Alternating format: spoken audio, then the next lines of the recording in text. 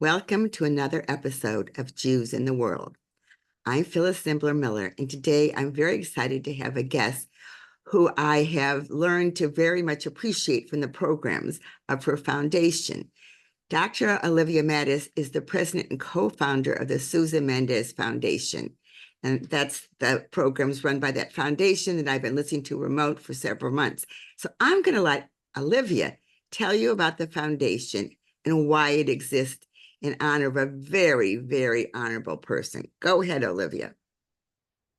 Hi, Phyllis. I'm so happy you invited me. And I love talking about the foundation and about the hero that we honor. His name was Aristides de Sousa Mendes, and he was named Righteous Among the Nations in 1966. He was a very great Holocaust rescuer, and it happens that he saved my own family. So 14 years ago, which is in 2010, there were a small group of us who founded the Sousa Mendes Foundation to honor this hero. And we've been going strong ever since. And I'm delighted that you've been tuning into our Sunday programs, which we've been doing since the beginning of the pandemic, and we continue to do them. We were doing them every Sunday for quite some time, and now it's twice a month. And we feature all these different stories of rescue and resistance and inspirational stories that help people get through the day and through the week.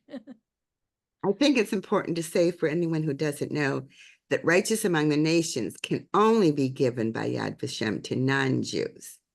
So it's important to note this about Sousa Mendes. So let's quickly go over what he did as a hero, but I want to get to the biggest news, which is a museum that just opened in Portugal that Olivia is going to tell us about.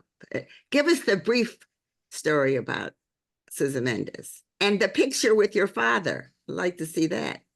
Okay, so let me go ahead and share my screen. So here's our hero, Aristides de Sousa Mendes, named Righteous Among the Nations in 1966. He had already died in 1954, so this was a posthumous recognition. He was the Consul General of Portugal, stationed in Bordeaux, France, from 1938 until 1940. So when the war broke out, that's where he was. He was stationed in Bordeaux. And he rescued Jews in 1939 and 1940, with his main action being this 12-day period from June 12th to June 23rd, 1940. Can I interrupt for 1 second just to say history? It was in June 1940 that the French capitulated to the Germans. So that's why this important period was so very important. So go ahead. Absolutely. Yes. And so he was definitely going against the stream. Well, the French were busy capitulating and he was busy rescuing. So one of the people he rescued is my father, pictured here. His name at the time was Daniel Matuzowicz, later changed to Mattis, and he's still alive and going strong at age 91. And I'll be seeing him soon. So he's 7 in this picture. And was he born in France or was he born in Eastern Europe, your father?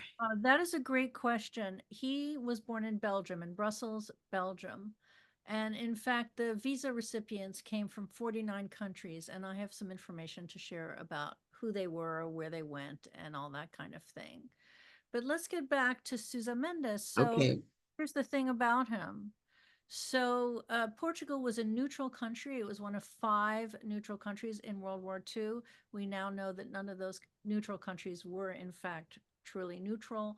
In fact, the Portuguese government had issued a very harsh order called Circular 14 that forbade the Portuguese consuls, wherever they were stationed, from issuing visas to refugees to come to Portugal. And of course, they all wanted to go to Portugal, which was a port, and from there you could go to America or Latin America or wherever. So he defied Circular 14, he defied his government, and he paid a very heavy price. And so I wanted to show you some of the famous people that he saved.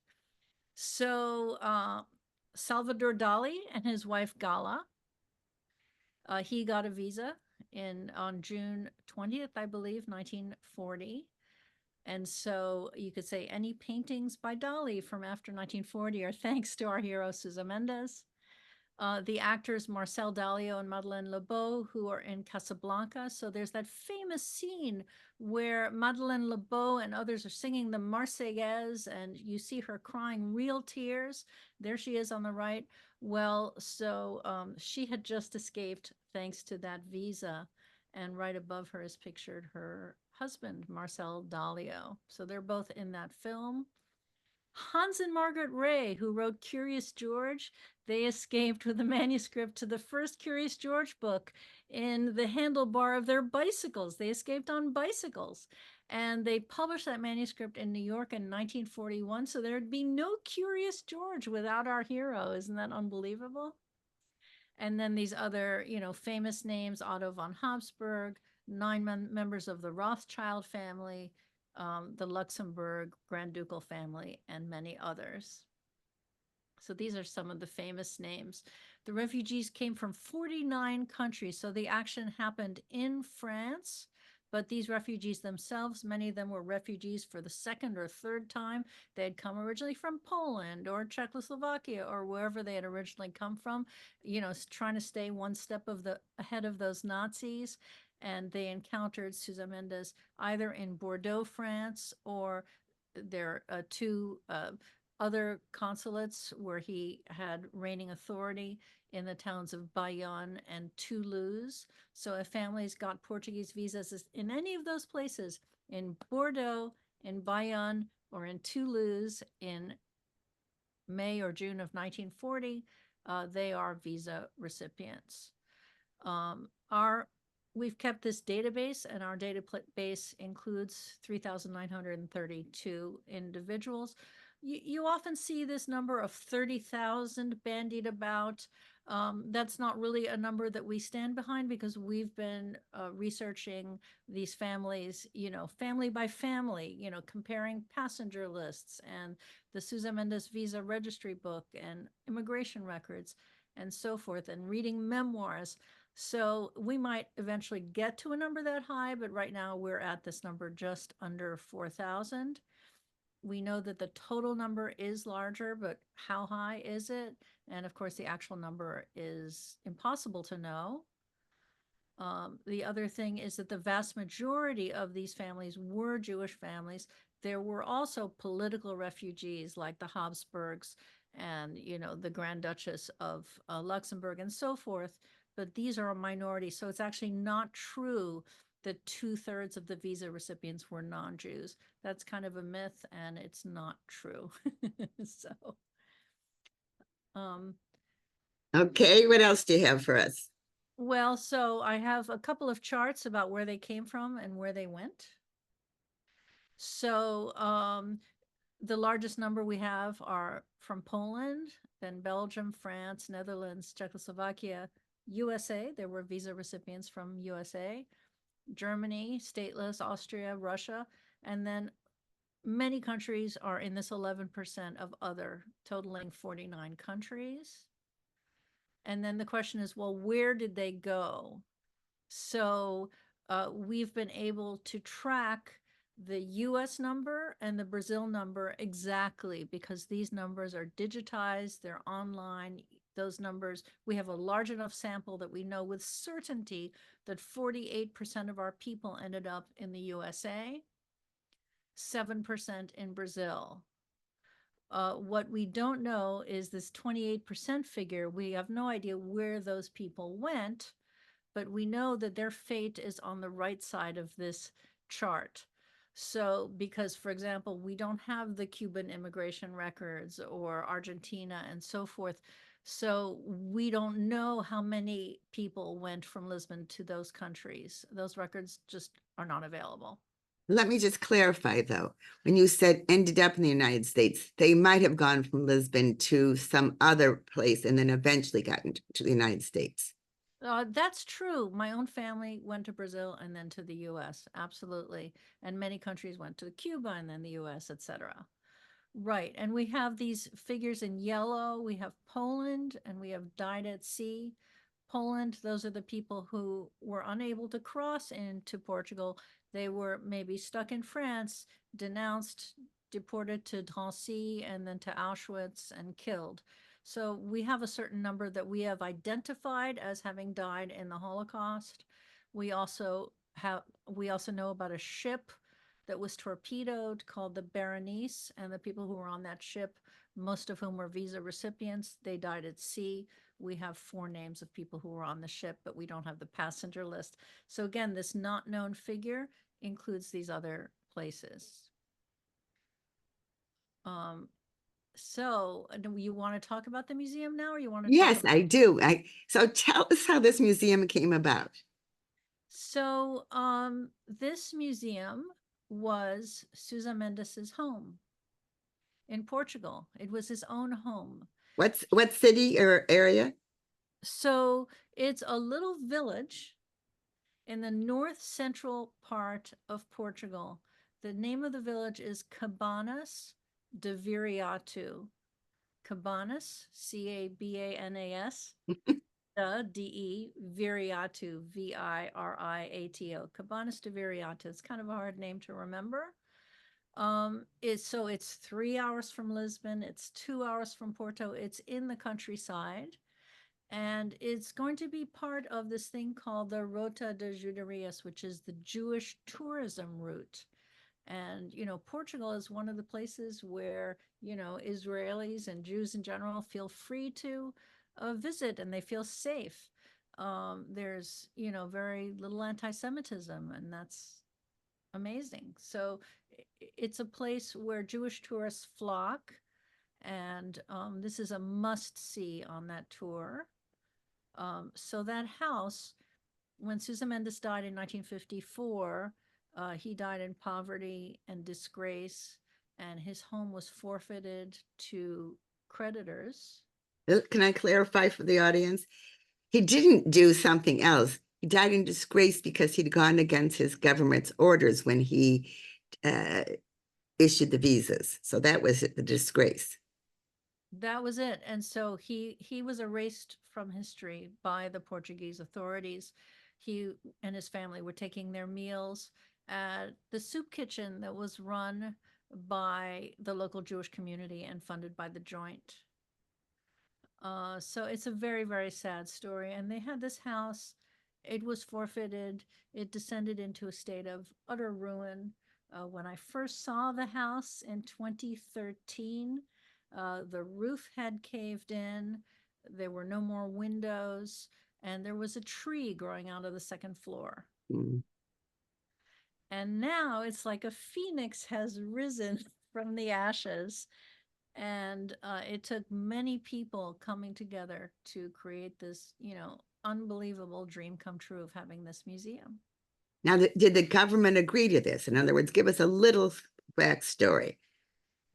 So Portugal became a democracy in 1974. They had what was called the Carnation Revolution, Mm. and no shots were fired.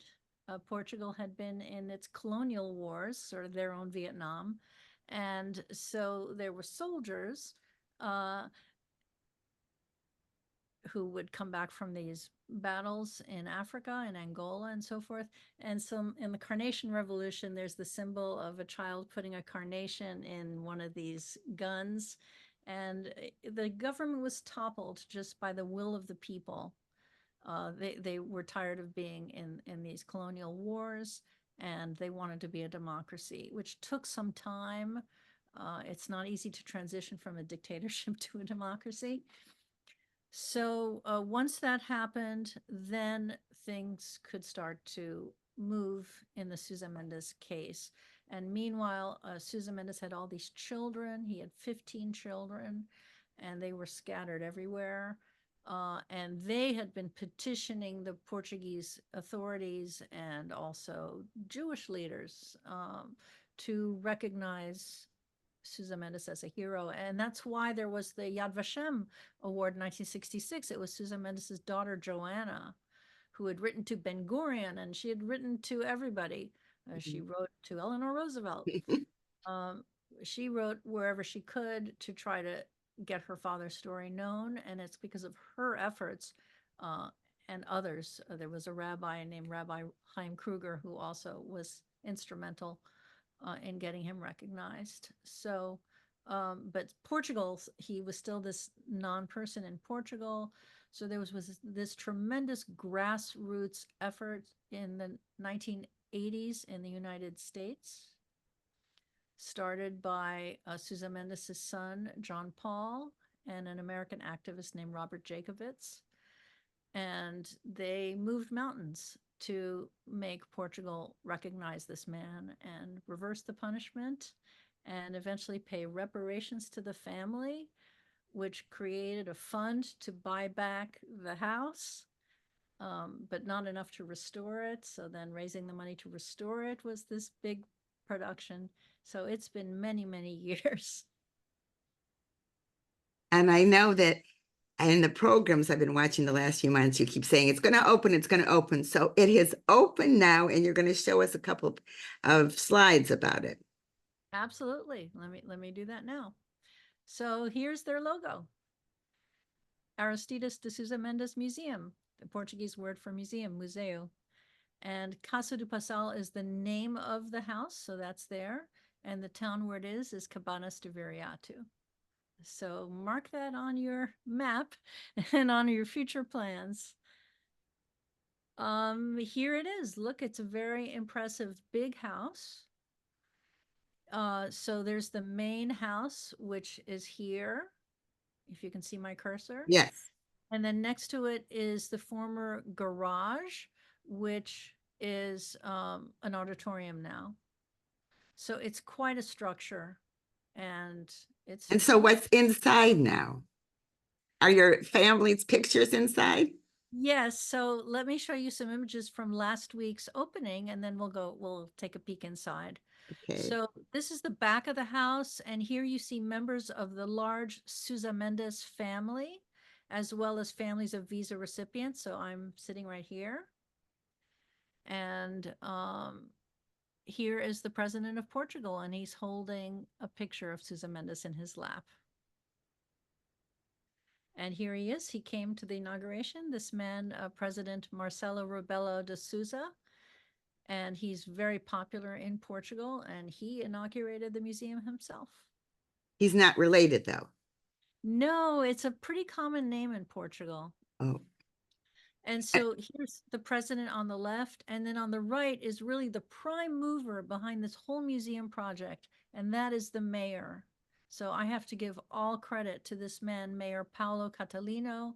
He came to visit me here on Long Island and looked in our archives. He's been traveling to Holocaust museums all over the world to educate himself on what wow. needs to be done. He's so dynamic, and he sort of willed this thing into being. And now Uh, what day was the actual inauguration? so it was inaugurated on Sousa Mendes' birthday, which was July 19th, which was last week. And so here we are inside, going up this grand staircase, and we see this beautiful stained glass that's been restored from its original glory days. Do you know when the house was originally built? In the 19th century. In the 19th century, it was a smaller house, and then there was an addition put on in the 1920s, and that's when it was built. And was it as his family home? Like, Yeah. So it's a large family home. It had lots of bedrooms for no, I kids. know it's his family home, but meaning had he grown up here first and then his own family? Um, no, it was in his wife's family, this house. Okay, that's what I wanted to know. Right. But he was born nearby and grew up in this village. Okay, got it. So here we are upstairs, seeing the same stained glass, but from upstairs. Beautiful. And so I'll just show you a few of the displays. So there's a room devoted to the history of the house. So it talks about this house as being a place of memory and gives a little bit about the history of the house. So it answers some of the questions that you're asking. And the information is in English and Portuguese, is that correct? Yeah, the whole museum is bilingual, Portuguese and English. Everything is found in both languages. So here are two photos put side by side, so it's kind of at an angle, but the actual thing is not at an angle. It's two sides of a doorway, and here what you're seeing is the Sousa Mendes family. So here he is smiling, and they're all gathered around their family piano, and it's just showing the family, back in happier days. This is what Sousa Mendes looked like when he earlier in his career, when he was actually the Portuguese consul general in San Francisco, California, in your state. Interesting. So two of his children were born in California, and so that was sort of interesting when there was the catastrophe for the family in 1940. There was the children that had been born in all the different countries where he had been stationed, and they were able, these children, to interact with the countries that they had been born in. For example, the two who had been born in America joined the U.S. Army, and they participated in, I think, D-Day +4. Wow. Yeah.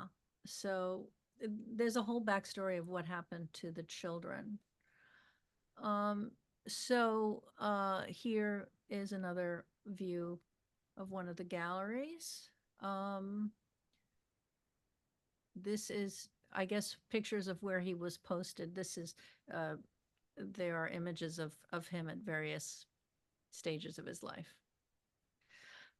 This is interesting. So here's this book. It's called Flight Through Hell. And it says that the author is this man, Michael Davranche, but in fact, that's a pseudonym. This was written by one of Sousa Mendes's sons. It was written by one of those who was born in America. His name was Sebastian Mendes. And so he wrote this book. He published it in 1951 about what the family had gone through. It's sort of fictionalized. It's like a little novella, but it's one of the first accounts of the Sousa Mendes story. And it's a rare first edition that I was able to find of this book and donate to the museum. So this is our book that's on display. And then on the right is this thing called the Bessa Lopez report. I'm getting a little bit into the weeds here. But after Portugal became a democracy, the new Portuguese government commissioned an ambassador named Bessa Lopez to look into the Sousa Mendes case and find out if, in fact, he had been unjustly punished or what the story was. And this is a scathing report that the ambassador wrote about how this man, Sousa Mendes, had been persecuted by the Portuguese government. And this report then was itself buried for another 10 years. There was no knowledge of anyone about the contents of this report, just that it existed. But it was only 10 years later.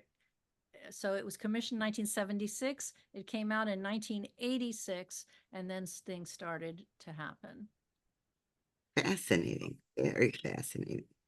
So here again, this is a room called Bordeaux 1940, and you see his overcoat and the stamp that he used in issuing the visas, and it tells that story.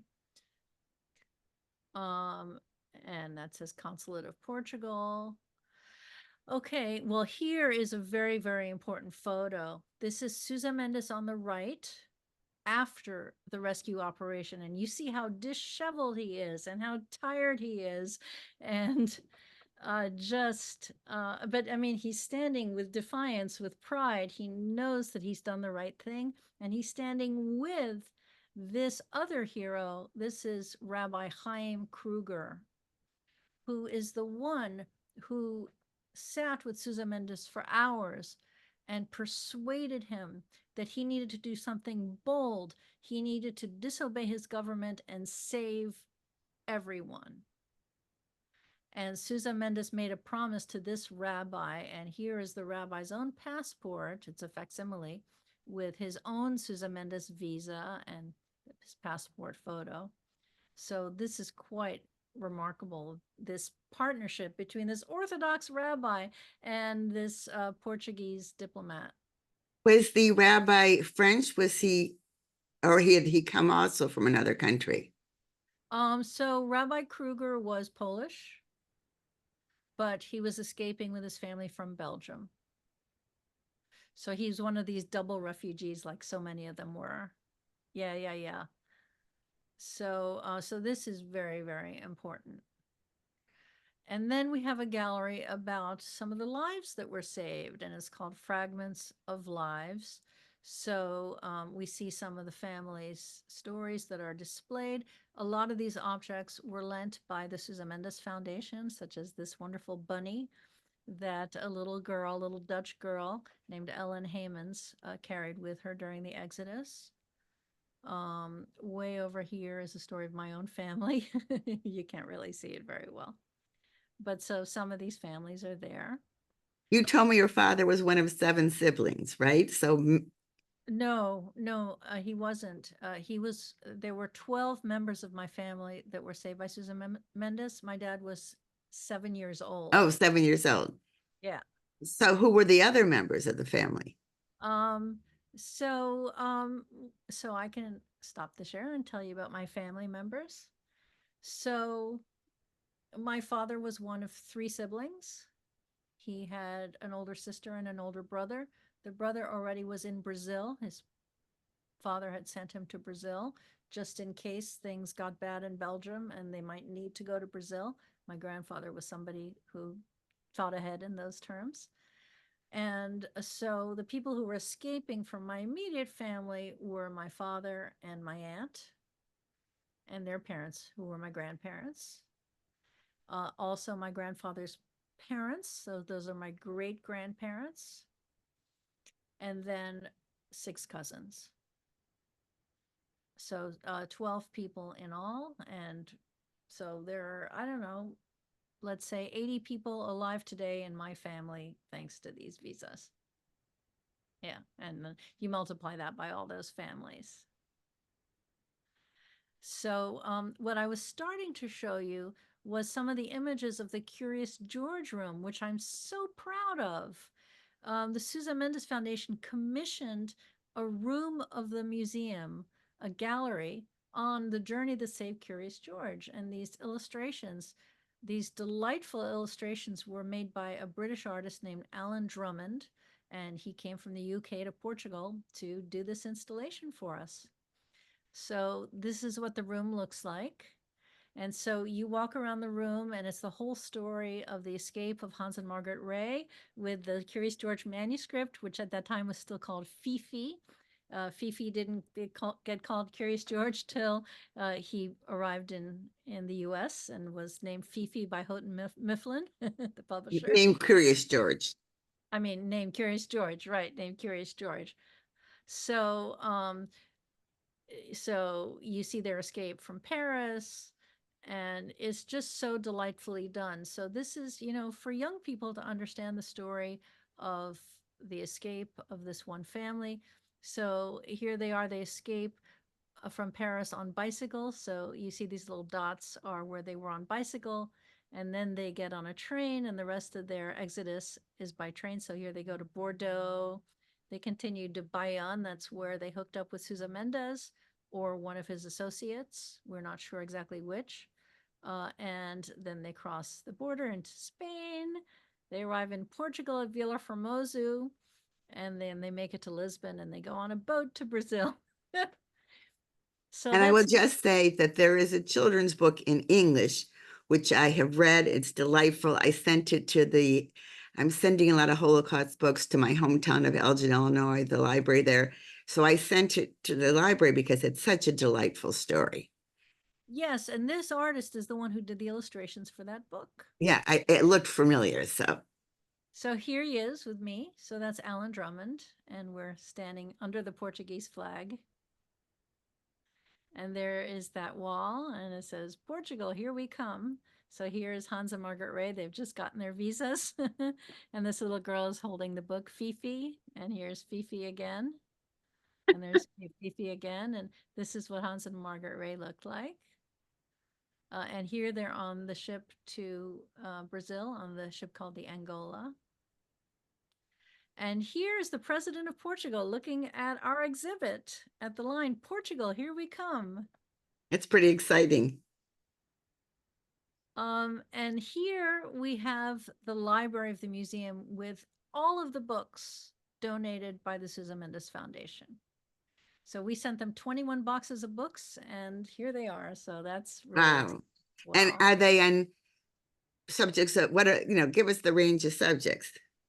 So the subjects are um, rescue during the Holocaust in all the different countries, uh, resistance during the Holocaust, Portugal and the Jews, Portugal in World War II, France and the Jews, France in World War II, um, books about Sousa Mendes in all kinds of languages, and books by and about the visa recipients themselves. For example, one of the people saved was this man in Belgium who owned a bakery, and he wrote a cookbook and he dedicated it to Sousa Mendes.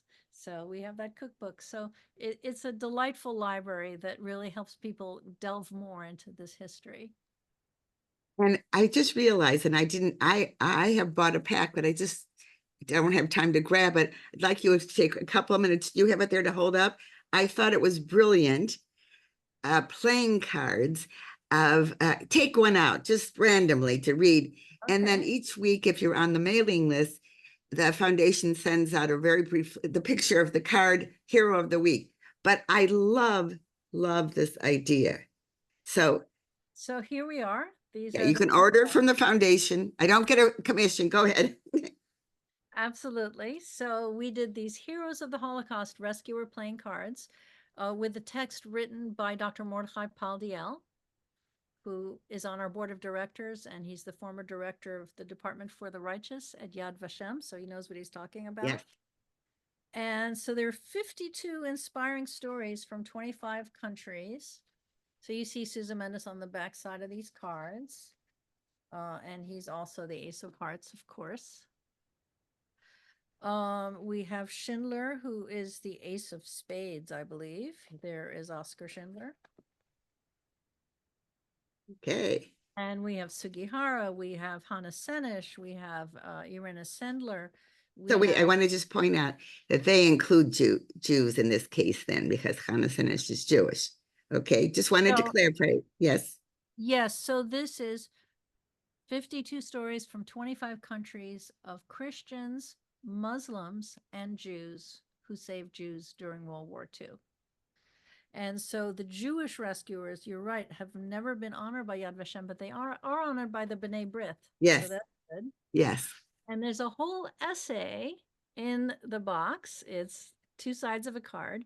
So it's an education in a box. Yeah, I think it's brilliant.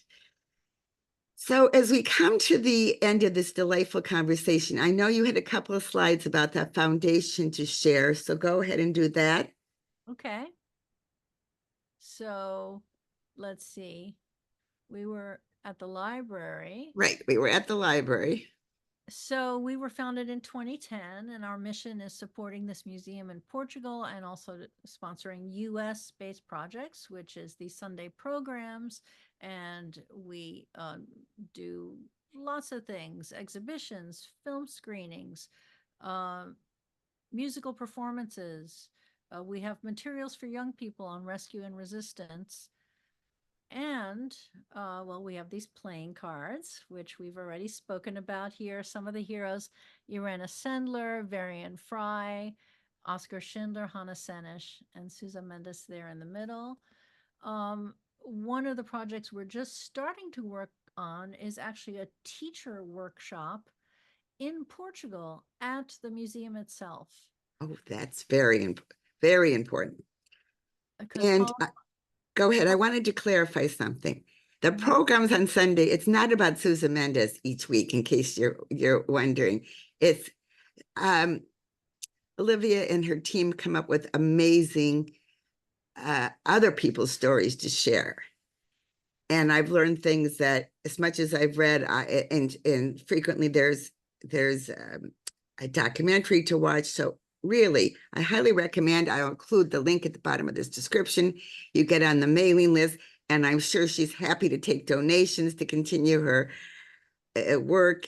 And say a sentence about your mother, because your mother was on one show recently. her story in a couple of sentences? I don't want her to feel left off. Of course. Well, my mother was a hidden child in Belgium, and her parents were heroes of the resistance in Belgium, and they were recognized by B'nai B'rith as Jewish rescuers of Jews. So my grandparents were Chaim and Fela Perelman. They co-founded something called the Jewish Defense Committee, the Comité de Défense des Juifs in Brussels, Belgium. And since they were doing such dangerous work, they put my mother into hiding very early. I mean, there were children in hiding starting in mid 1942, but my mother was in hiding in late 1941 already.